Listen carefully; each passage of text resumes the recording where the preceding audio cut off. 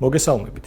Ამ ვიდეოში განვიხილავთ თუ როგორ უნდა შეასრულოთ მონაცემთა დამუშავებასთან დაკავშირებული ინფორმაციის აღრიცხვის ვალდებულება, რომელსაც პერსონალურ მონაცემთა დაცვის შესახებ კანონის 22 მუხლი ითვალისწინებს. აღრიცხვის ვალდებულება ეხება ყველა დამუშავებისთვის პასუხისმგებელ პირს და მათ სპეციალურ წარმომადგენელს, ასევე ყველა დამუშავებაზე უფლებამოსილ პირს. გარდა კანონის კონკრეტული მუხლის დანაწესთან შესაბამისობისა, აღრიცხვის ვალდებულების ჯეროვნად შესრულება დაგეხმარებათ დაადასტუროთ თქვენი თავსებადობა ამავე კანონით გათვალისწინებულ ანგარიშ ვალდებულების პრინციპთან. მონაცემთა დამუშავებასთან დაკავშირებული ინფორმაციის აღრიცხვის ვალდებულების შესრულებისთვის საჭიროა შექმნათ განცალკევებული წერილობითი ან ელექტრონული დოკუმენტი. მარტივად აღქმადობისთვის რეკომენდირებულია ცხრილის ფორმატის დოკუმენტის გამოყენება.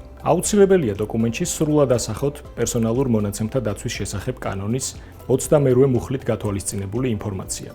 კერძოდ, თუ დამუშავებისთვის პასუხისმგებელი პირი ან მისი სპეციალური წარმომადგენელი ხართ, მიუთითეთ თქვენი ვინაობა და საკონტაქტო მონაცემები.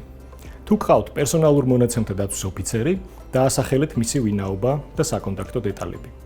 განცალკევებით მიუთითეთ თითოეული მიზანი, რომლისთვისაც პერსონალურ მონაცემებს ამუშავებთ. მაგალითად, ვაკანტურ თანამდებობებზე კონკურსების ჩატარება, თანამშრომლების შეფასება და სხვა. ყოველი მიზნის გასწვრივ მიუთითეთ იმ მონაცემთა სუბიექტების კატეგორიები, რომელთა მონაცემებსაც ამ პროცესში ამუშავებთ. მაგალითად, კონკურსის კანდიდატები, საკონკურსო კომისიის წევრები, კანდიდატის მიერ წარმოდგენილ დოკუმენტებში მითითებული პირები. ასევე მიუთითეთ თითოეული მიზნისთვის დამუშავებულ მონაცემთა კატეგორიები, როგორებიცაა სახელები, გვარები, განათლებისა და სამუშაო გამოცდილების შესახებ ინფორმაცია და სხვა.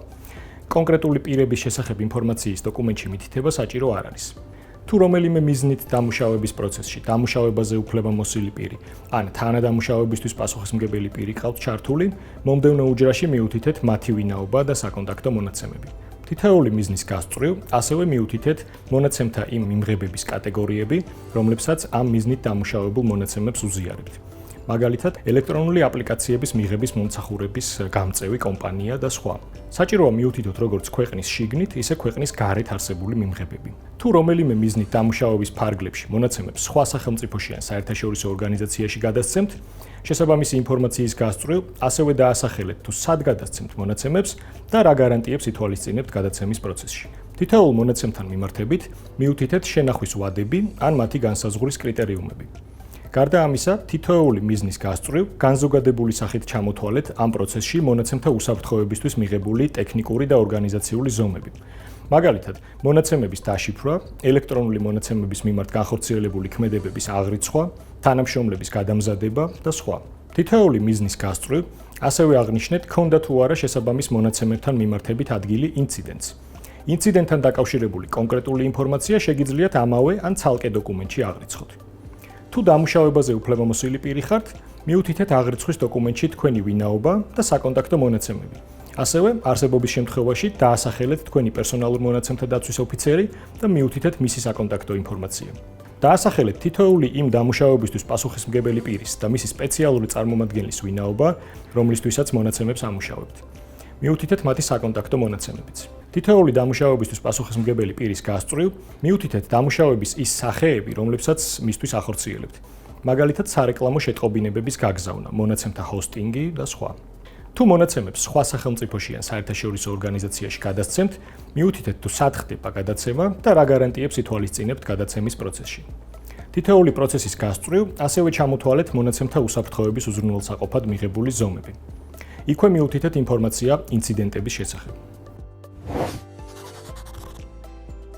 იმისთვის, რომ აღრიცხვის დოკუმენტი თქვენთან მიმდინარე ყველა დამუშავების პროცესს ასახავდეს, პერსონალურ მონაცემთა დაცვის ოფიცერთან ერთად ჩართეთ მის შექმნაში თქვენი ყველა სტრუქტურული ერთეული. მეტი აღქმადობისთვის შეგიძლიათ დოკუმენტში მითითებული პროცესები დაყოთ კონკრეტული სტრუქტურული ერთეულების მიხედვით. რეკომენდირებულია დოკუმენტში დამატებითი ველების გათვალისწინება, რომლებშიც თითოეულ პროცესთან მიმართებით მიუთითებთ დამუშავების საფუძვლებს, მონაცემთა მოპოვების წყაროებს და სხვა დამატებით ინფორმაციას.